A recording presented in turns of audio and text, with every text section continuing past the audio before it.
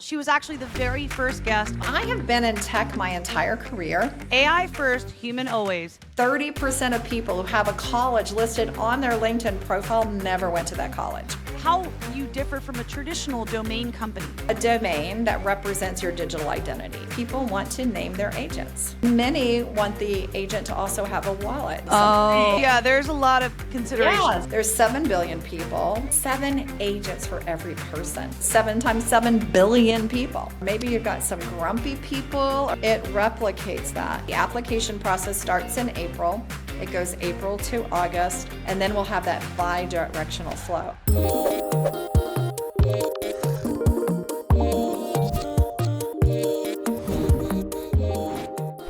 Hello everybody. Rachel Onchain here, and welcome to the Onchain Media Podcast. Today is a very full circle moment, everybody. We have the one and only Sandy Carter here of Unstoppable Domains. I have known Sandy for years. Every time I collaborate with her, it's an absolute pleasure. She is really a role model to myself and so many women in our industry. Just an absolute trailblazer. I can go on and give Sandy flowers all day, but full circle, she was actually the very first guest on the first podcast that I did with Crypto Sapiens. And Sandy, absolutely honored to have you here today, and welcome to the show. Thank you so much for having me, Rachel. And wow, it's amazing how you've reinvented yourself and added so much value to the community. Congratulations to you too.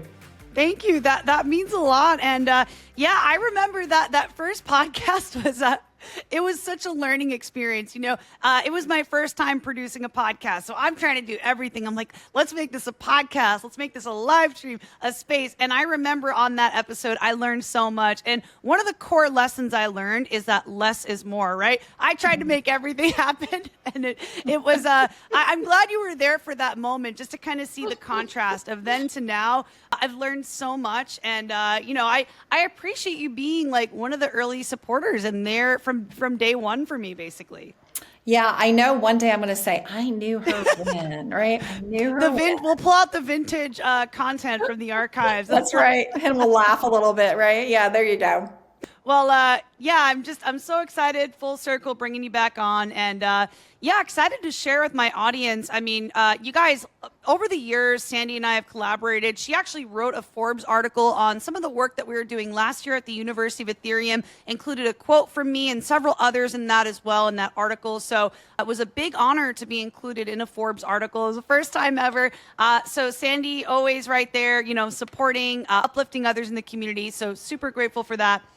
And yeah, I guess to rewind, Sandy, I would love to hear your introduction, like who you are, what brought you into the space, and of course, what is your why and what makes you passionate about what you do? Yeah, so I have been in tech my entire career. Started at IBM, Web2 company. I really focused on emerging tech there. I did IoT, I worked on the cloud, and I worked on artificial intelligence. I went off to did my own startup that was focused on AI, creating a kind of like a Myers-Briggs for a company, but doing a cultural assessment for companies so that they could figure out best innovation tactics and techniques. And then I ended up at Amazon Web Services. Loved Amazon, loved every company I've been at actually, but really enjoyed Amazon Web Services with their customer obsession, which is really who I am. And I manage, again, of course, cloud, IoT, and artificial intelligence. And then I had told Andy that, you know, I had done like a startup, big company. I said, I'm only going to be here 2 years. So is that okay? And he said, yeah. I ended up being there for 5 years and then exited to a startup called Unstoppable. And we've been focusing on digital identity. We started focusing on digital identity for people. We moved to business, and now we're also into AI agents. And that really kind of encompasses my why too, Rachel. You know, if you think about it, how do you provide value to customers, to users from emerging tech? I really love being able to articulate what's the value of this new thing, even sometimes when people can't even explain it. Like, how do you put it in business terms, not just tech terms? The tech value is usually pretty apparent, but what is the business value of that emerging tech?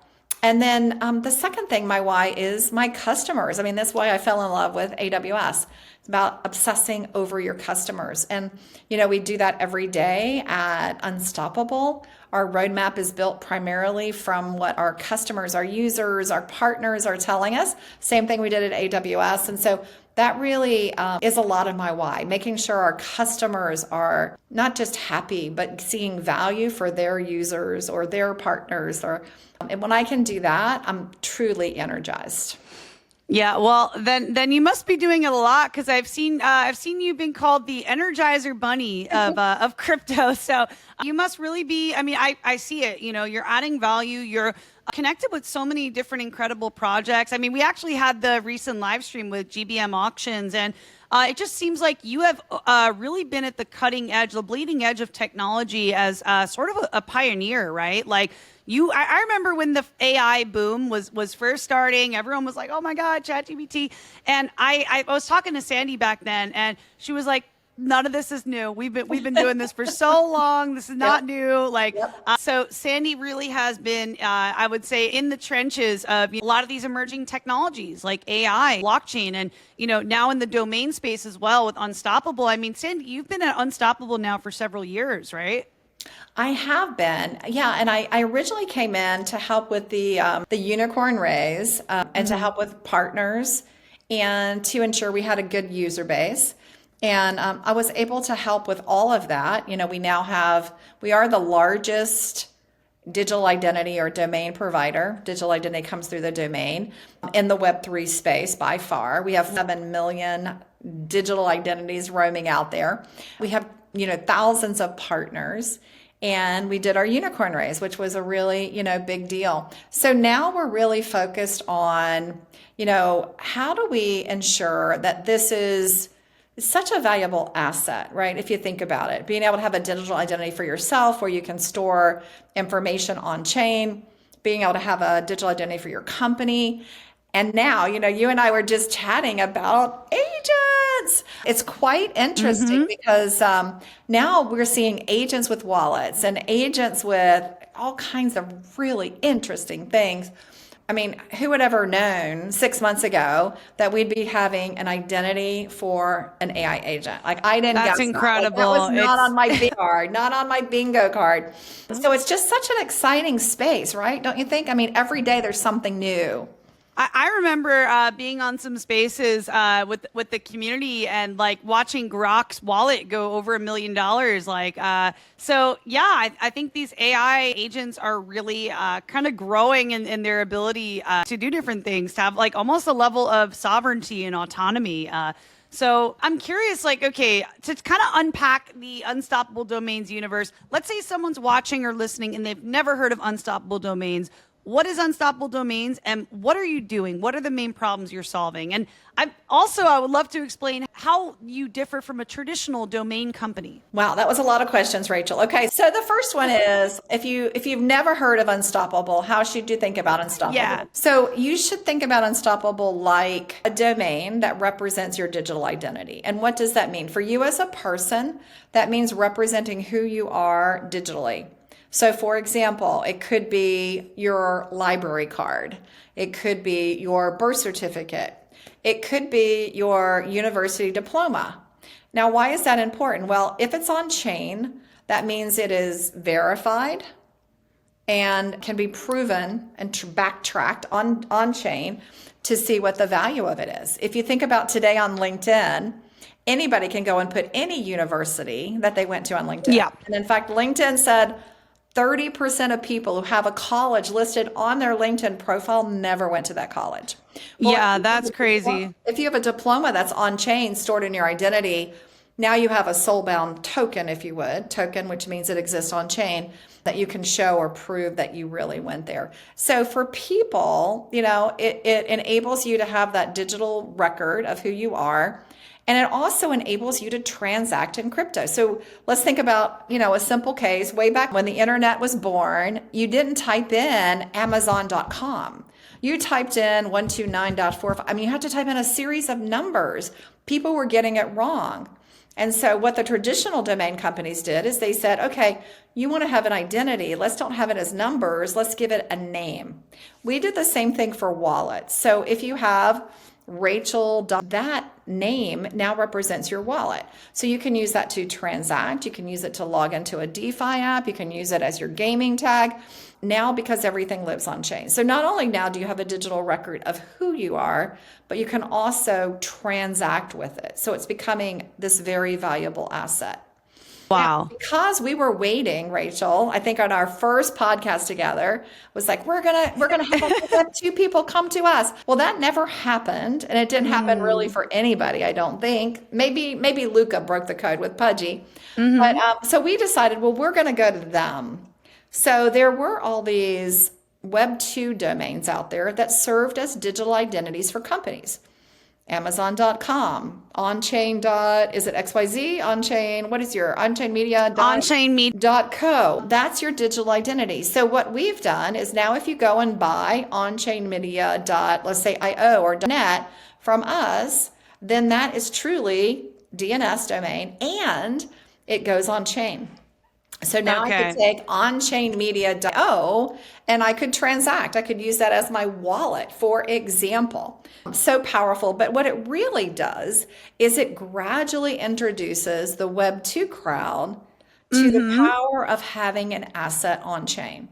And so much so, Rachel, that we believe that a digital identity will be the first asset that goes completely on chain.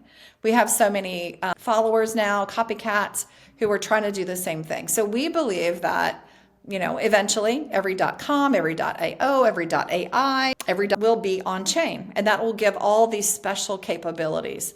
And now we have AI agents. So there are agents now that are working as bank tellers who are helping marketing with marketing content.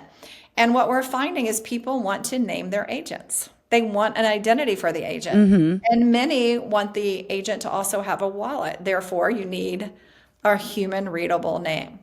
And so the reason I'm so excited about that is if you think about, there's maybe 1 million small businesses out there for their company identity. There's 7 billion people for a digital identity for people. But the predictions are that there will be 7 agents for every person. Wow. 7 agents for every. So what that means is eventually naming your agent might be the largest business because it's 7 times 7 billion people. Wow. So it's really crazy. It's really interesting to see how this works. I think I got all your questions. Yeah, I mean, that covered everything. I mean, how you differ from a traditional domain company, that's very clear. These domains are on-chain, which means on-chain media needs an unstoppable domain. Yes. You guys. We need one that's on-chain. So I would love to just give a quick scroll through maybe of the website and show people how they can get started here and what's possible with unstoppable domains. Yeah. I'm looking up on-chain media over here. There you go. Yeah. So all you do is you go to our website, which is Unstoppable Domains, and you would, here on the screen, you would enter in what you wanted. So Rachel, let's do onchainmedia.onchain. Onchainmedia.chain. I like that. And let's search for it and let's see. Oh, it's available. And you see here, Woo! The Okay. other really cool thing is it's available for $2. And the reason that that is cool is that now we want this to be accessible. Our original mission was a digital identity for every person. Now, of course, we expanded to companies and agents. But if you're going to get a digital identity for every person, you want it to be accessible. Now, if you tried to get R.X, which is super short, it would be over $1 million. It's already sold, so you can't find it. But it would be super expensive. But here you can also find accessible names too, no matter where you are in the world. On this site as well, you could buy so you could try onchainmedia. And when you bought that, not only would it be the same as if you had bought it from GoDaddy, you'd have extra benefits of that on-chain media that would also be on-chain. So what are some of those benefits to having the domain on chain? Are there any level of incentives? Like how does this work? Yeah, so if you're on chain, that means you can use the domain to pay in crypto. So essentially it's your wallet address. You can use it to log in. So I can log into Snook, which is a game. I can log into a DeFi platform. I can log into games. For example, Pudgy World. So you can leverage and use it almost like a single sign-on, except it's primarily today, because it's on chain, for Web3 applications. Not yet for Web2, and I say not yet, but soon coming.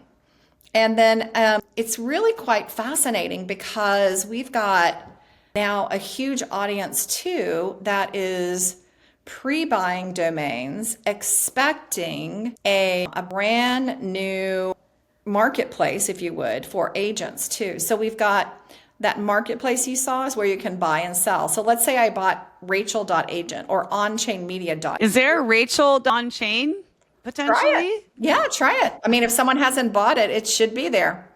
I don't think anyone would have bought this. 150. I feel like that is my website right there. Like, there you go, Rachel Onchain.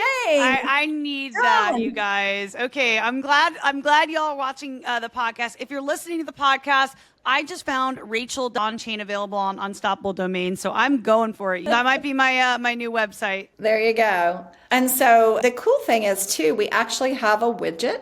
It's an AI agent, and the AI agent will also let you type in things like, oh, my company is about beach supplies and we're in LA, and come up with a name for me, but come up only with a name that's available. Right. And so it will go through and give you some suggestions, and then it will tell you, okay, I know you love this, but here's what's available. So it's really cool too. So I love that. We're really making a lot of use of artificial intelligence in the way that we approach the business of domaining as a digital identity. Interesting. I'm also curious. I don't know how the crossover would be here, but does this look into? Sorry, let me think of a way to phrase this.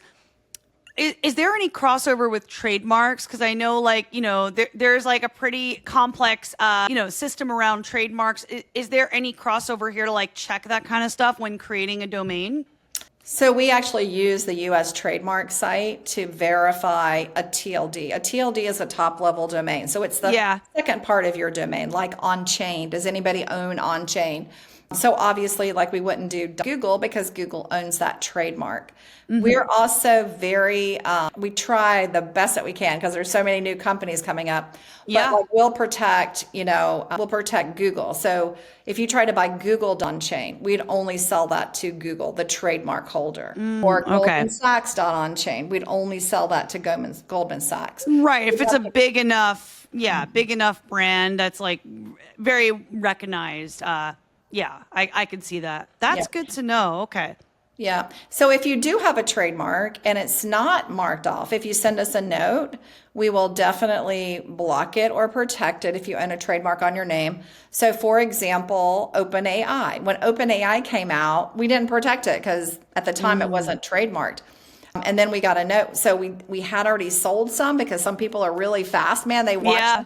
But we were able to protect a lot of OpenAI because it's now a company and now trademarked as well. So we do our very best to try to make sure that we're protecting businesses, whether they're large, medium, or small, to make sure that we're in the zone there. That's incredible. Well, it sounds like you guys have really thought of so many things. And for anyone building in the on-chain space and in the world of crypto and Web3, I feel like this is the place to get your domain. It's like, it just makes so much sense to have it on-chain, have a wallet, all these perks to doing that. So I love that. And I'm curious, Sandy, I've seen you very active at events over the years. I've brought you in to do, the Career Hub at ETH Denver. Yeah. I've seen you at so many events over the years. Definitely ETH Denver, regular every year. I'm curious, what has this year looked like for On Domains? What milestones are you proud of? What events have you gone to? I know we could do a whole podcast on that probably, but... Yeah, I mean, I think we got to do a keynote at ETHCC, which was in Cannes in France. Great event, by the way. Bettina did an excellent job. That was really a milestone event for us because it not only introduced us to a bigger world because of the keynote, which opened doors to a lot of brand new community-based TLDs. So for example, at that event, Dot was born. And I think I remember seeing posts about that. yeah, dot robot, physical AI is like the next trend. Humanoids, robot, I mean, the whole nine I things. almost went to the San Francisco one, the humanoid conference. I want to go to that. So last year at CES, I actually had lunch with a humanoid. And Rachel, they took it and they trained it on my Facebook page, my LinkedIn, my X account. And I had lunch. And as I was having lunch, like at first you're like, this is a robot. But then about halfway through, I was chit-chatting and I was like, oh, shoot, wait a second. I'm talking to a humanoid because it was asking me questions about, obviously on Facebook, I post about my family, and LinkedIn, I post about my business. And so anyway, it was quite fascinating how quickly I forgot who I was chatting with. So I think robots are going to be really hot. Also born at that conference was AGI, Wow. which everybody knows that AGI is coming. We also were able to work with, yeah, there you go. This is the robot? One, yeah. Oh This my one, they God. took the hair off of her because if you see behind her, you can actually see all the lights and stuff, which when you ask her a question, it lights up. You know what I mean? So it's kind of cool, I think, anyway. Well, Sandy, this must be like we're in the future right now. And, I feel like you've always been a futurist. I ordered your book years ago, Tiger and the Rabbit. And I know AI has been a topic. This is harnessing the power of metaverse, Web3, and AI. So I feel like this is just kind of right up your alley, the humanoid robots, advancement of AI. I am curious, like, what I see this comment's pretty funny. They're here. Yeah, robots are Curious, what considerations as far as like kind of baking in ethics in the trajectory of these technologies? What do you think are some guardrails, safety rails, things that should be in place for stewarding these technologies responsibly? great question. In I fact, feel like we need to Rachel, talk about that all the time. a question that not many people ask. They just don't think about it. So, for example, there's tons of little AI robotics toys that are coming out this year for kids. And so I was asking some of the creators, given a kid's going to carry this around and there's vision in it, it's video recording something, you know where I'm going. Yeah, there's a lot of considerations Yes. there. And so everybody's like, oh, well, that's all safely stored in a private database. Well, what happened? There's just so many things. And then, Rachel, I was at a senior citizen facility, and this company was showing me their robot that was helping senior citizens. And the senior citizens there loved it. The robot would read to them. It would talk to them. Oh, like the smart apartment, smart city thing. Yeah. It was so great. But then I went to the second facility, and the people didn't like the robot. I couldn't figure it out. Like, why don't they like the humanoid? Well, what I found out is that the robot learns by watching, hearing, sensing what you do. So if you're in a facility and you've got great people that are helping you, the robot is going to emulate that. But if you're in a facility where maybe you've got some grumpy people, or they're like, get off your butt and go work out, but then because it learns in a multimodal fashion, it replicates that. And so I was talking to the company owner, the CEO founder, and he was like, I was raised in a great home. I didn't think about, well, the robot learns from the environment. Sometimes the environment is not the best environment, right? Yeah. Child growing up in a abusive family. Yeah. Now you've got a robot that has robot strength. And so I do believe this whole question of ethics and responsible AI, responsible robotics is going to be so important. Yes. I have a friend of mine who his name is Adil, Dr. Adil. He has a robotics arm. And he invented it for people who have either were born without their arm or had an accident. And so you could sit and listen to him tell all of these amazing stories. And then he came to me one day and he said, I can't believe what I was just asked to do. And I said, what? And he goes, well, there was a veteran who lost their arm, and they asked me if instead of a hand, if I could put a gun at the end of Oh my God. Wow. And of course, I'm not going to do that. But he said, I never imagined that. Like, I didn't think about that. Yeah. And so there are tons of questions, tons of things we have to answer. And I think one of the problems is we're moving so fast. Companies are moving so fast. Technology and the private sector moves a lot faster than, governments, regulation can keep up with. And I actually, I feel like in crypto, it's something in the US that's kind of been like over regulated over the years. This is something I could see regulation being very important. It is very important for it because, if there's no guardrails, it's there definitely needs to be some sort of rules and safety rails, right? Absolutely. Yes, something has to be done so that it's about safety. I mean, I was actually thinking about this the other day, and I was thinking, what happens with an airplane, right? An airplane has been having the ability to fly without a pilot, right? It goes on automatic pilot. So what do they do to learn, right? And one of the things that they do, and now it's after the fact, but they have that black box that's saved. Yeah, I was going to say that. Yep. And then people get in there and they can understand it. They're like, okay, let's fix it. I'm thinking we might need something like that for robotics, like the black box, so that if something goes wrong. But that's after the fact. So what do you do? A digital black box. Before? Yeah, what do you do before? There's got to be different guardrails and things that you put in place ahead of time too. But I'm so glad you asked the question because people are moving so fast. It's kind of scary. Like, I know I'm excited for the innovation, but when you think of like potential risks, like I remember like people speculated when AI first came out, it was like an interesting energy. Like people were like, oh, I don't know how I feel about this. It's exciting. It's definitely exciting. And there's a lot of good that's possible. But like we really have to be good stewards of this to lead towards the higher path, right? The good path. And avoid some of the potential risks. Yep, you got it. You got it. It's one of the reasons actually that I wrote my new book. You have my old book, not that old, but my new book, which is AI First, Human Always, if you're just listening to us. And for this book, the interesting thing is I'm writing about AI, which is moving like this, right? I always use the analogy. My daughters loved when they were younger reading Alice in Wonderland. And there was one quote from that says, Alice says, I have to run twice as fast just to keep up.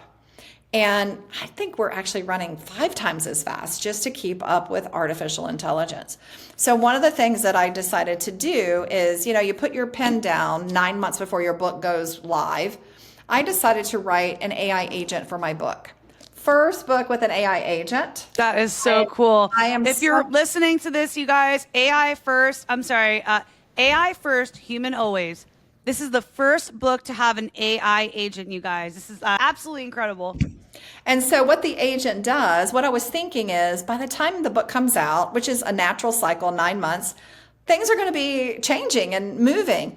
And so I wanted people to first be able to have a summary of the book, right? Oh, tell me where all the healthcare examples are. I only care about healthcare. But I also wanted them to say, okay, what's new that Sandy's discovered since writing the book? So I have my Forbes articles that I'm teaching. I have my research at the Digital Economist that I'm teaching it. And so now you can go in and you can find out what's in the book and what's changed since that happened. I think that's so powerful, Rachel, as you're moving forward. And, another time, because it would take another whole podcast to talk about how hard I had to work to be able to get approval to do the agent. And thank you to Wiley for being so forward thinking that they enabled me to do that AI agent with the book. First book with an agent. I'm going to take that one. They take that claim and take that credit for that one for sure. I love it. Well, if anybody watching or listening to this is interested in the book, Sandy, where can people pick up your books? Amazon. I ordered Tiger and the Rabbit off Amazon. Where would you recommend people go? Yeah, you can go to Wiley, and then you can also go obviously to Barnes and Noble and Amazon.com. And I also have a site that we can also put up there that has a little bit more about what's in the book. And you can order straight from there, again, from all these sites as well. Awesome. I'm pulling up Wiley right now. Sandy, you're such a rock star. I'm seeing your name pop up here. Okay, so here we go. Yep. AI First, Human Always, embracing a new mindset for the era of super intelligence. So you guys can get this here. And Sandy, what is the code going to be? Do we know yet, or do we got to make one? I do have the code. I just don't have it right at this second, but we will get it. I will. And if you're watching or listening to this, I will put the code to get the discount for Sandy's book from Wiley in the description. Awesome. So yeah, super exciting stuff. Thank you for offering this today to our viewers and listeners, Sandy. Okay, so Sandy, we've talked about unstoppable domains. You mentioned, events, milestones. What are you able to share today as far as the unstoppable domains roadmap for 2026? I think 2026 is going to be a banner year for all of us because the ICANN application opens up. Now, if you don't know, ICANN governs the domain or digital identities for anything that is off-chain. And it's really important because for an asset to be able to have those capabilities of building a website, being searchable and taggable, it's got to go through ICANN. Now, hold on to your seats because ICANN only opens this up once every decade. Wow. So the last time this opened up was actually 12 years ago. Oh my And God. the next time will be, we think, about another decade as well.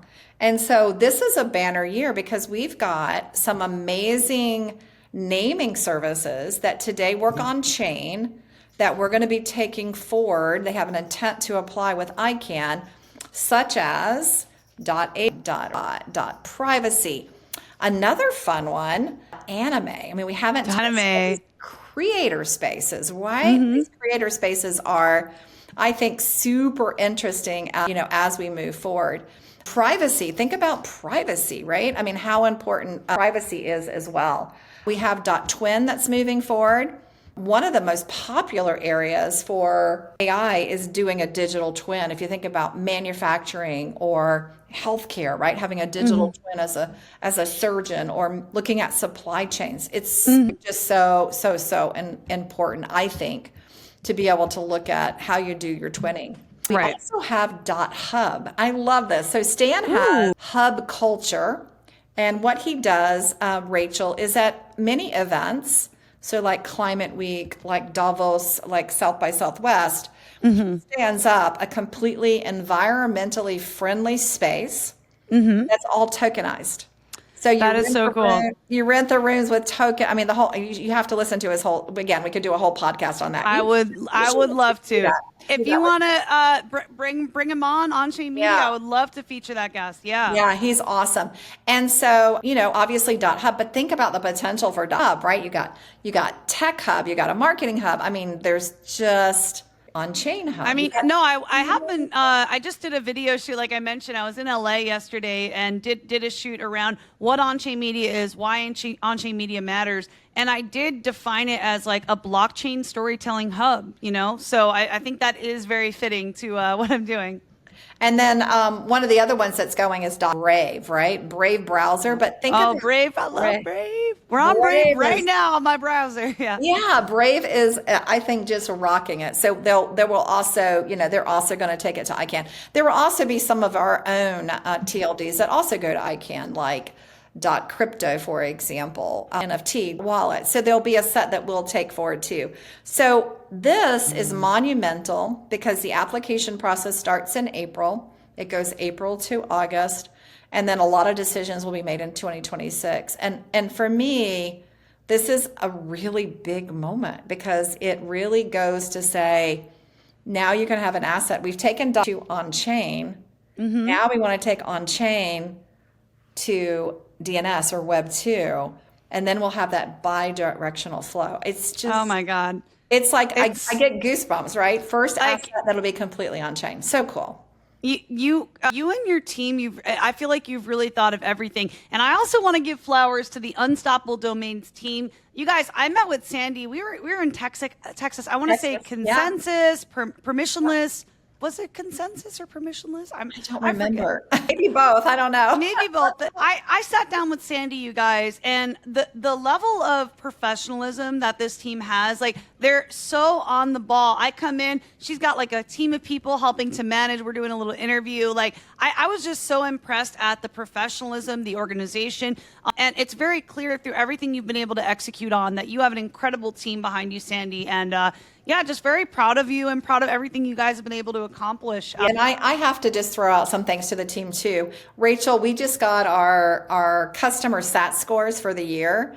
we're going to end up being the number one Web3 company in customer sat. And that is phenomenal. You guys got a lot of number ones. You got, like, that incredible. team just rocks it. I mean, they're so great. Think about our marketing, our comms, our business development, our sales team, our engineering team, like all these, think about all the new releases. I mean, it's just like the dream team is here, right? Well, Sandy, I think I have a question. I think this is going to be highly, highly valuable for my audience to hear. A lot of people that, are in the on-chain community, on-chain media community, they're founders, they're creators, they're people who do have their own projects. So what is the secret to building a successful team in Web3? Well, I mean, for me, I say that your skill set is kind of the first level. You have to obviously have a good skill set, but I hire for attitude. Like, I want people who, like, you've got a great attitude, right? You're speaking my language, because I brought on people onto my team who, like, they're so hungry and they're putting the work in. And guess what? Skills can be learned, right? I know if someone has the right attitude, they will pick it up as they go. If they're hungry enough, I can see that. So I love that you said that. Yeah, you got it. I mean, that attitude is just so amazing. And I think the second thing, you got to have a good attitude. You got to want to do it. You got to say more yeses, I think, than nos. Or yes, but, I mean, obviously it's good to say no. But if you're always saying, can you do this? No. Can you do that? No. Can you? It just gets old. It gets really tiring, I have to say. So I like people with great attitudes, great energy, great passion. I also love people who are customer obsessed. If they're customer obsessed, if they're always going to be focused on what does our customer, what does our user, what does our partner want, you can never go wrong with that, because then your product's going to be led by your customer. Your marketing is going to be customer led. Your sales and your BD team isn't out there selling to sell. They're selling to create value for that user, that partner, that customer. And so that's the second thing I look for. And I have turned down, I will tell you, Rachel, I've turned down hiring some people who you look at their resume and you're like, oh my God, Sandy is a nut. But they didn't have the attitude. And I've hired people and people are like, why are you hiring this person? Because they've got the potential and they've got that right attitude and they love their customers. So that's what I look for. I think that is the secret sauce. Also, I'm loving this right now. And if you're tuned in, definitely take note of this, you guys. If you're building, if you're a founder, I think for me as a founder, I've gotten to the point where, with content creation, right? It's something I started. I don't know if you know Cody Sanchez. I've been watching a lot of her content recently. She was talking about how to start your business or turn like your passion into your main thing. I started the company, right? Had my full-time job still, grew it up till I was able to leave and do this full-time, which I feel so blessed for. And then fast forward to now, from like April, when I went like full-time on Onchain Media, I've been able to bring people on, a community manager, social media manager, editor. I'm working with Goat Studios to do my editing and my videographer. I feel like all the pieces are coming together. And there are 2 people on my team who I'm giving them their first jobs in crypto.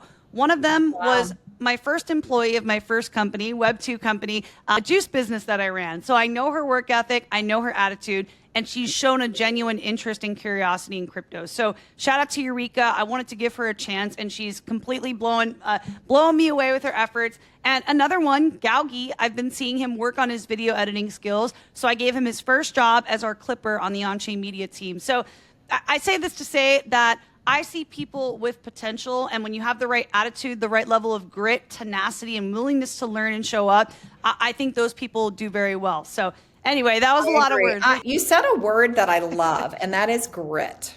Grit. Because you know what, Rachel, you and I know this. This is not an easy space. No, not at all. It's not an easy space. And being a founder is not an easy role. And so if you don't have some of those characteristics, and grit being one of them, if you don't have that, you're either not going to be successful or you're not going to be around very long. And so I think that's so smart, and hats off to your 2 teammates who have exhibited that as well. Yeah, shout out to Galgi and Eureka. And I got a bouquet of flowers here from my community manager who came out yesterday. And Yeah, I feel like when you are working with a team where you have that synergy, like I've seen that with Unstoppable. I felt that just being around your team. The best feeling in the world, and this is something it's like probably less conventional advice that I would give, but I'd say on a team, it's very important that everyone's healthy. Like you don't want to be on a team where everyone's burnt out, people are getting sick. I think there needs to be a good work-life balance. Like everyone on my team, they're like posting in our chat, like we're going to the gym, we're keeping each other motivated. Everyone's like getting healthy. And like, it just creates this very like radiant energy where people are happy, people are taking care of themselves. So that's the kind of culture that I want to create in my community where we also prioritize wellness because that's a big part of my background and my passion as well. So anyway, sorry for rambling, but I get very excited about this. I think that is great. I also think fun is a very important part of it too. Like we just recently, for our holiday party, now we're spread all over. So, we can't really get together all the time. We do an offsite once a year, but we can't always get together all the time. And so we did a virtual family feud. Confetti, the company Confetti did it for us. Super fun. Was it in the metaverse? It was just virtual, and they had a that was just a great activity. It was interesting to see people compete against each other. And I was talking today, you're going to laugh, but there was an AI psychologist, and she was telling me one of the best ways to improve your problem solving, the way that you think, and that you're ready for AI is playing games. And she said they're seeing a big resurgence of board games because it really helps you think. And she was telling me about new serious Legos. Wow. Legos. Serious, yeah. And I need to look this up. Yeah. And so it's quite interesting. So we've been having fun with our team too. So I do think, you play hard, you work hard, you change the world, right? That's what we're doing. Change the world. Work hard, play hard, change the world. I love that. We're going to be clipping that up from this episode. We got a lot of philosophical gems here today. Well, Sandy, I do want to start like talking about some calls to action. Like if someone's watching this and they want to get started with Unstoppable Domains, they want to connect with you. What are the top ways to collaborate, I guess, use Unstoppable? Like what are some, sorry, let me start from the top here. I'll simplify this. I'll make it one question, not 7 questions. So Sandy, for our viewers and listeners today, what calls to action would you like to leave them with? Yeah, so if you're interested in partnering with Unstoppable, if you go out to unstoppabledomains.com, you can either go ahead and purchase your own Unstoppable domain, or if you're a partner and you're like, wow, that .agent, that .twin, that sounds really cool and I want to do that too, there is a form on there, or you can just reach out to me directly, sandy@unstoppabledomains.com. If you are interested in, and if you go down a little bit more, there's also another like who partners with us and what our partners say. So you can look and read about that too. We would love to partner with you. And now is the time, like guys, the next decade for the next ICANN work. So if you're like a project that wants to do that, now is the time. Like it is time bound, like literally time bound. Now is the time. Now is the time. And if you want to reach out to us, we're also on X, of course. On X, though, we're Unstoppable Web. Somebody else had Unstoppable Domains. So we are Unstoppable Web out there as well. And you can connect with us. And then I'm always active in every social channel. I'm Sandy_Carter on X. You can reach me on LinkedIn. You can reach me on Instagram. I'm Sandy_Carter founder on Instagram. Or you can just email me. I'm very responsive. She is, you guys. I'm very responsive. I try my best to be very responsive, although I will be taking time off to be healthy over the holidays. Yes, I love to hear that. But I do try to make sure that for any potential partner, customer, user, that I'm there for them as well. Awesome. Well, Sandy, I want to kind of go over as well, like some of the other work. You shared some links with me today, and I want to make sure we cover everything before we wrap up here. You guys, if you don't know this, Sandy Carter is a massive proponent of supporting women through her Unstoppable Wow 3 Women, Most Inspirational Women of Web3 and AI. Sandy actually included me, so very honored to have been included here. I gotta find mine. It's alphabetized by the first name. I don't know why we did that, but that's what we did. So if you go down to the R's, you'll see, there you are. Yeah, there you are. Onchain Media, man. Yeah, we gotta update it with, well, the Onchain Media, the V1 logo is there. So that's very interesting to see. I've like updated my brand, logo, everything. So I will be submitting again to be a part of this, and really honored that I was included here. And I love that you're always thinking of ways to support women. I love that. Yeah, and let me just say a little bit about why I did this list. So I just got tired, Rachel, of going to conferences. I was the only woman on a panel. One day I was the only woman the full day, like for the full day. So I went to the conference organizer and I'm like, what is up, dude? I mean, all you had was guys. I mean, super smart. I got it, but there's lots of women. He's like, I couldn't find any. I'm like, what do you mean you couldn't find any? So now what I do is to a lot of conference organizers. So if you do Send this. you should go out here and look at this list. I mean, look at the list for 2022, 2023, 2024, 2025. You've got 150 women each year on that list. I mean, amazing women doing amazing things. That's how they get on the list. And so for me, there's no more excuses for not having great speakers, great experts who can chat and talk and who are also amazing women. I love it. Well, the work you're doing for this industry, I mean, there's a reason you guys, for those of you tuning in and watching or listening, Sandy Carter is one of my Web3 role models. The work that she's done, such a trailblazer in so many different verticals. And I think it's the spirit of wanting to support others and see other people win. Like, I think you put a lot of extra care and effort into that. Like, yeah, I love to see all the photos, and maybe I'll show some blasts from the past, Sandy, of previous times we've connected at conferences. We definitely have our ETH Denver photos. Oh yeah, we have the one in selfies. Austin too. If you remember, I think my husband bought me. I'm known for wearing pink. I know today I have red on. There's- Red, but it's so interesting because I typically wear pink. And my husband had bought me this pink Austin jacket with fringe. Do you remember the fringe? And fringe. we videoed doing the fringe shake on there, the pink fringe. I'll have to pull up that video because it's quite interesting, I have to say. If you want to pull it up, feel free. I mean, this is just, we're taking a stroll down memory lane now, you guys. I mean, even recently, like I mentioned, we had our live stream. Sandy's just someone any chance I get, I love to collaborate. Oh, and I love Dr. Kelly Page. I love that you guys got a photo together. She's amazing. And yeah, let's see. There's me with my tiger and rabbit book. This is 2023, you guys. So I've been part of the Sandy Carter fan club since back in 2023, and even ran into her team while I was doing a workshop at the University of Southern California. I did a workshop on entrepreneurship in Web3. Saw her team there. Had this book with me too. I was telling people about Sandy, her mission, Unstoppable. So. I just thought it was a really serendipitous moment. Yeah, super cool.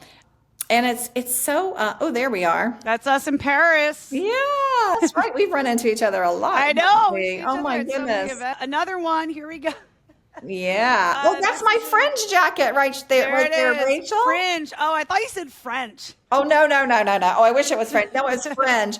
My husband actually came over and gave me that. I think I was wearing another jacket and he brought that in. You can see all the fringe hanging off of it. It was kind of funny. And yeah, I had the Unstoppable. I think that day you and your team gave me an Unstoppable shirt. I still have this recording. We have this interview. I don't know if it's ever been released. I might have to go through the archives, but that'd be fun to look back. And here it is, you guys, the very first podcast episode I did with Sandy. So full circle, started my podcasting journey with Sandy as the very first guest. So, And Rachel, I think we look even better now than we did then. What do you think? I mean, yeah, girl. First of all, I just got to give you credit. I love your sense of fashion. Just got to give you flowers here. Is there something that's inspired you to be more inclined? Do you have a background with fashion? I feel like you're just generally very a fashionista. Well, thank you. I love that. I don't, but I love fashion, Rachel. I really do. I actually have a best friend who is big in fashion. She was, can't remember what age she was, 13, 14. She was on the cover of Vogue and she has a company called 360 Fashion.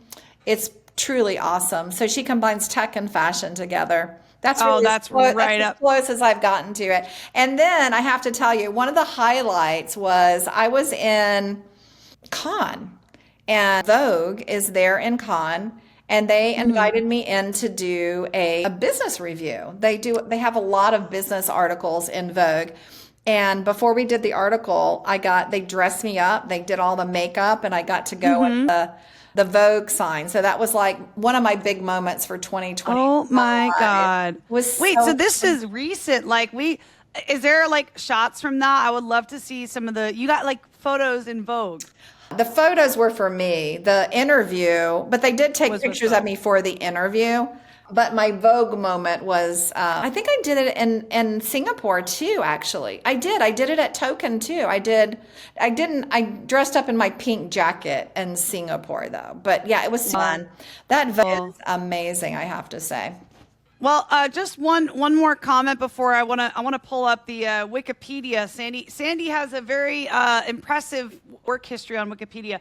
I just want to say on the fashion side of things, the day we hung out here in Denver, I actually had this jacket custom made by a female fashion designer, Fresh Sam, and she actually, I want to do what you were saying, right? Kind of merge technology and fashion. So she actually took circuit boards and like basically smashed up a circuit board and like sewed it into this jacket. It was custom made for me and had just like different words painted on it. And she actually travels. She's on tour with Far Side, if you know the Far Side.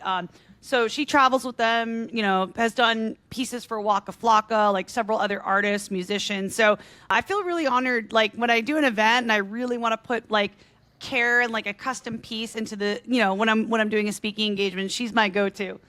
Oh, well, I have to say that same jacket, I know for you guys listening, you can't see it, but my jacket is actually made by a team of women, and they were doing tech and had to dress up in suits all the time. And they're like, why are these suits so uncomfortable? So they made these custom jackets that are basically made out of sweatsuit material. So you feel super comfy and they pack well. You don't have to iron them or anything.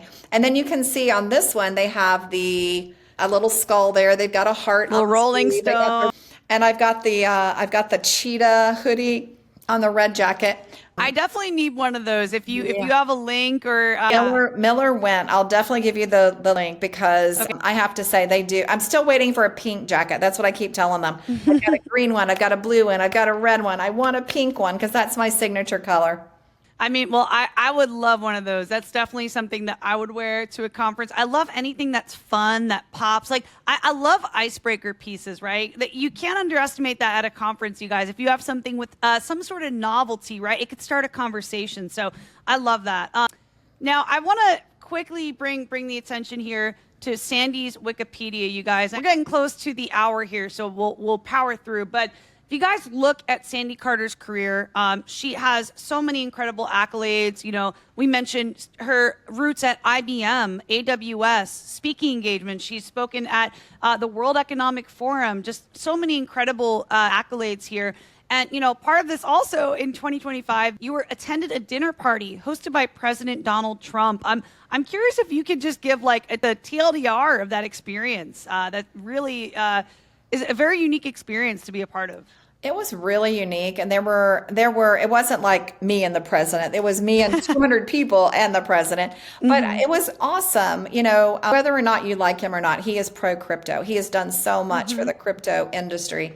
And so he gave a speech that night, and it was about what he had done for crypto and what he was still hoping to do for crypto. And the cool thing was obviously being in the same room with him, but also being in the room with so many amazing other people. Delphi, the major research company, was there. Justin Sung was there from Tron.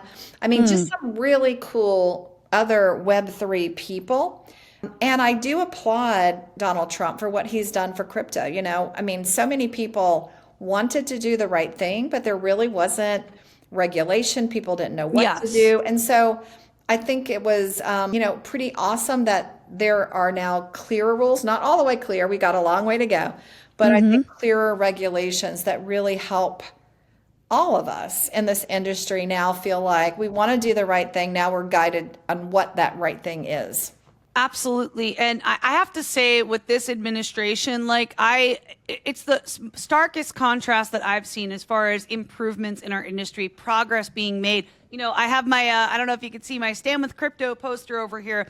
Just went to a Stand with Crypto event yesterday, and Onchain Media actually provided a signature with the blockchain administration to actually help, progress certain things. We have a lot of things happening currently. Clarity Act, the Genius Act, and I hope that, I work with a lot of different DeFi projects. I hope that, with more clarity around the Clarity Act, those projects can continue to advance and grow.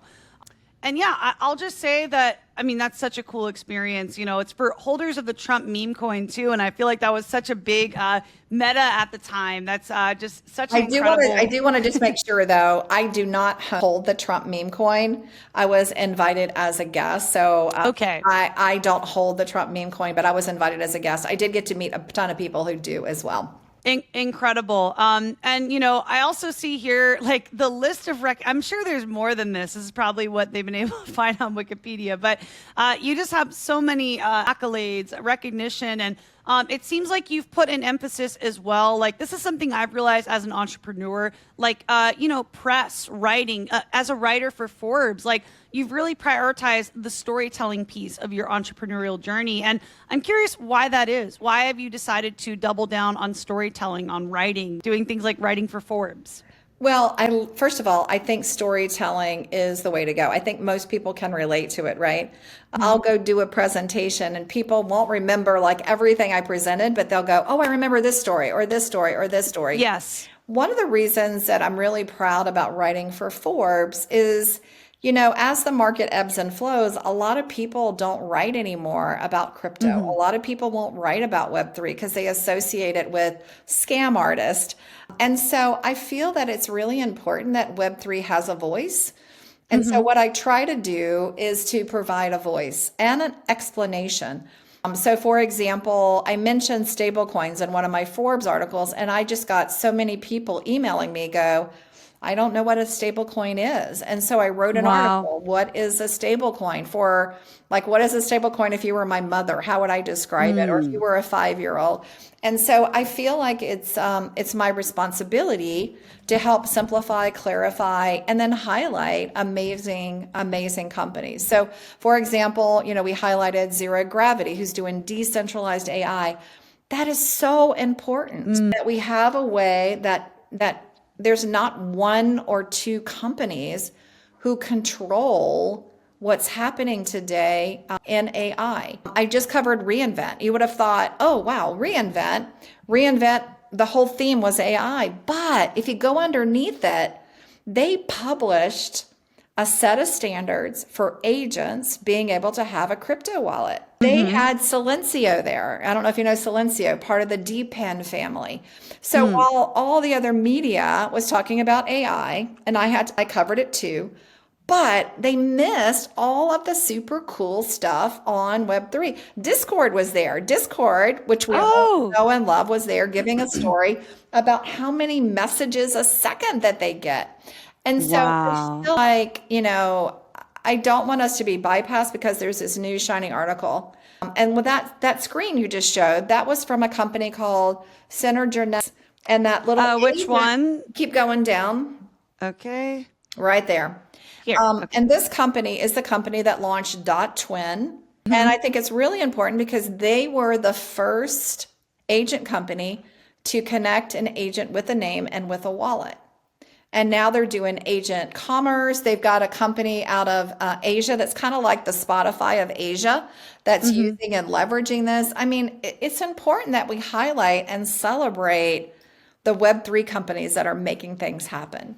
We're kind of under the radar a lot of times.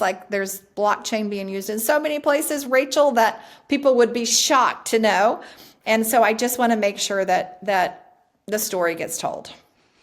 I love that. Well, I'm right there with you, Sandy. I feel like storytelling is something that I have determined over the years our space really needs more of. We need more storytellers, dreamers, people who are willing to explain and educate and help with the narrative shift, right? And show like crypto can be used for good. This technology can be used for good and solve tangible problems in our world. So I love that you're going deep, you're writing, and just so proud of you and your journey. And thank you for taking an hour today to walk my audience through with Onchain Media. So Sandy, thank you so much for taking the time today. Do you have any final closing thoughts or words of wisdom you'd like to share? I guess one of the things that I just had a group of startup founders that I was talking to, and they were like, what should we focus on? What do we do? And I felt like there were some wise words that were given to me once, which is, always be customer obsessed. Focus on what someone can buy and what someone can value. And if you do that, you'll be so much more successful. I was talking to one startup founder who hadn't sold anything to a customer for 9 months, Rachel. That tells me that you need to go talk to some customers, figure out what they really need, tweak, pivot. Pivot is good. Pivot is not a bad thing. A pivot is a good thing. It means you're learning and you're growing. And so if I would leave something for your founders, it would be, keep looking for that product market fit, make sure you're customer obsessed, and then grab your unstoppable domain for that amazing company that you're building. Let's go. I love it. And then one other resource, you said product market fit. I recently interviewed an author of the book Community Market Fit. I feel like you would know this. Oh, yeah. If you know Lucas Bean. Yep. So this is a little bit of, I guess, a little bit of alpha, but we are talking about running a show around this book, around the concept of community market fit, where we're regularly talking to different communities and people about this concept. Because I think it blew my mind, talking to Lucas. So I'm very excited about that. So anyway, Sandy, I want to thank you again for taking the time today. And just real quick to reiterate, where can folks connect with you and Unstoppable Domains? Yeah, so Unstoppable Domains on X is Unstoppable Web on X. I'm Sandy_Carter on X. And then I'm on every other social platform. You can find me on Telegram, on Signal, on WhatsApp, Instagram, usually under Sandy Carter. I think Instagram is Sandy_Carter founder, but reach out. I love, my jam is in real life. That's why I like the events, meeting people. It's good to do things like this virtually, but there's nothing like no replacement for IRL. No replacement. Yep. You guys look for the pink blazer. If you see Sandy at an event, look for the pink blazer. Go up to her and talk to her. I promise you won't regret it. She's just a wealth of knowledge and a trailblazer in our industry. And Sandy, so honored that you joined us for the show today. Thank you, Rachel. Thank you. And thanks everybody for tuning in. We'll see you on the next episode.